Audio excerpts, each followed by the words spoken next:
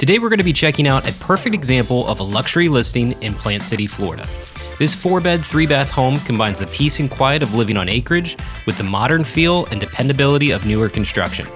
This home is packed with great features, so let's step inside and take a look. The open concept floor plan combines a den and dining room in the front of the home that leads directly to the living room. The kitchen features hardwood staggered cabinets, granite countertops, and an eat-in nook.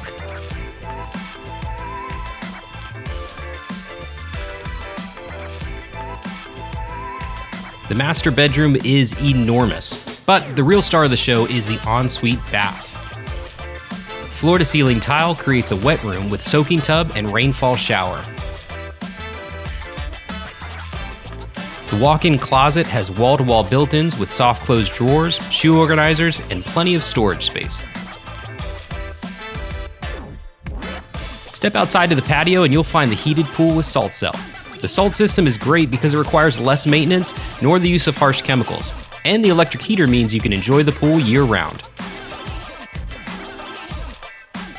The features don't stop with the main home. On the property is a 750 square foot workshop with a 200 square foot office space complete with electricity, AC, and internet.